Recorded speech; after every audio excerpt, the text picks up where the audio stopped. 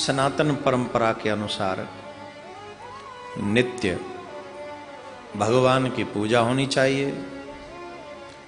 बहुत से लोग कहते हैं जैसे अन्य जगह पर कोई 5 समय कुछ करते हैं, कोई कुछ करते हैं, हमारे यहाँ पर कोई नियम क्यों नहीं है? अरे हमारे यहाँ नियम नहीं है, हमारे यहाँ तो सबसे प्यारे और स्ट्रांग नियम है। हमारे यहाँ त्रिकाल संध्या का वर्णन किया गया।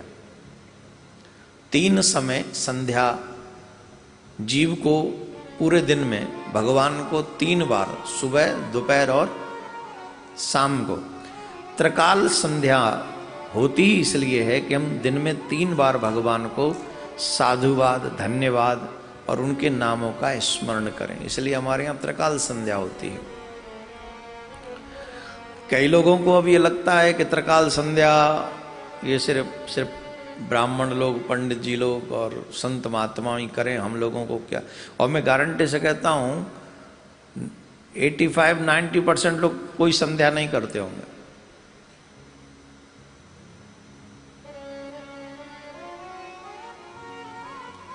त्रिकाल संध्या छोड़ो, सुबह शाम भी नहीं बैठते होंगे भगवान के आगे। जैसे आजकल लड़की का विवाह ये सोच के, ये पूछ के करते हैं, ये जानकारी करके करते हैं कि लड़का कितना कमाता है। हमारे सनातन जो प्रेमी हैं, जो धर्मावलंबी हैं, जो धर्म को मानते हैं, वो पहले ये पूछते थे कितना सात्विक, कितना भजन, त्रिकाल संध्या करता भी है कि नहीं। आजकल ये बड़ी गजब की संध्या हो गई है, आधुनिक संध्या हो गई है। सुबह उठे, मम्मी पापा ने कहा नहा लो, भगवान को प्रणाम करो, खड़े हुए और भगवान के आगे यूँ किया और निकल गए। भजन करते हो कि नहीं? अरे भजन नहीं करते, पूजा करते। पूजा किसको कहते? बोले सुबह नहाते हैं और हाथ जोड़ के भगवान को चले जाते। एक जज साहब थे, जज साहब, जज साहब तो समझ ही रहे होंगे, अच्छी खासे पोस्ट पे हैं तो फिर, लेकिन धार्मिक बहुत थे। संध्या वंदन जरूर करते थे वो। सुबह जाते तो पूजा करके जाते, भजन करके जाते, और शाम को जब अब कोर्ट से आते तो स्नान इत्यादि करके पहले संध्या करते। नित्य का उनका नियम था, बिना संध्या किए वो भोजन नहीं करते थे। सनातन धर्म परंपरा में ये नियम भी है कि बिना भगवान का नाम लिए कुछ ग्रहण नहीं करना चाहिए। जिसने दिया है पहले उसको वंदन, उसको नमन करना चाहिए, आवश्यक है। उन्होंने, उनकी पुत्री थी, पुत्री विवाह योग्य थी, तो अपने रिश्तेदारों में जब पता किया तो उन्हीं के रिश्तेदारों में एक अच्छा BA पास लड़का मिल गया, अच्छी खासी नौकरी करता था, तो चले गए, उनके साथ उनका विवाह हो गया। तो लड़के को भी पता चला कि ससुर जी बड़े भजनानंदी हैं, जज तो हैं लेकिन भजनानंदी भी हैं। तो एक दिन उनकी बेटी मायके आई हुई थी, साथ में जमाई महोदय भी आए हुए थे। शाम का समय था।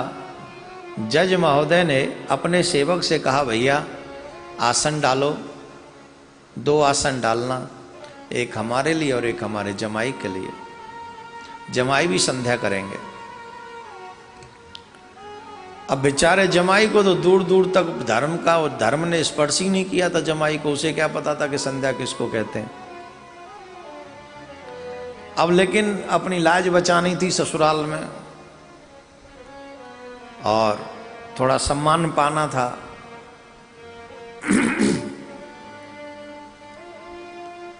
तो क्या करें, ससुर जी के बगल में बैठ गए। अब करना तो है कुछ, बोले क्या करें।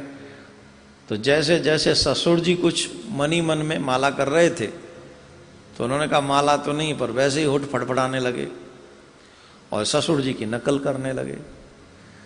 अब जमाई महोदय की स्थिति को समझ गए कि इनको धर्म ने स्पर्श भी नहीं किया है, फिर भी ये जबरदस्ती संध्या कर रहे हैं, चलो एक ही परीक्षा तो लें। तो जब उस संध्या पूरी होने लगी तो उन्होंने जो अन्य धर्म के खुदा हैं उनका नाम स्मरण करके जोर से, जैसे उनके अपने तीर्थ स्थलों में वो नहीं लगाते जोर जोर से जो हल्ला मचाते हैं, तो जज महोदय ने भी वही किया। अब जमाई महोदय ने समझा कि यही संध्या वंदन है, इसी में पूर्ण होती होगी संध्या, तो वो भी ऐसे ही बड़ी जोर जोर से बोलने लगा। बड़ी जोर जोर से बोला तो पड़ोसी भी आ गए, आज जज साहब के घर में कहां से आवाज आ रही। तो जज साहब ने पूछा ये कैसी संध्या है, तो महोदय ने, जमाई महोदय बोले ये आधुनिक संध्या है। कौन सी संध्या है? आधुनिक मॉडर्न संध्या है। एक बात याद रखिए मेरे भाई, अपने संस्कारों को, अपने बच्चों को अगर आप न दे पाए तो ये आपकी सबसे, मैं ये नहीं कह रहा हूं कि पढ़ना लिखना आधुनिक मॉडर्न एजुकेशन से आप दूर रहिए, नहीं, आप जितना जी चाहे पढ़िए, जितनी बड़ी ऊंची पोस्ट पे जाइए, जो मन करे सो कीजिए, लेकिन किसी भी स्थिति में अपने जो संस्कार हैं, रीतियां हैं, ऋषियों के बताए हुए मार्ग हैं, उनको कभी त्याग न करें, उन्हें स्वीकार करते रहें, भजन करते रहें।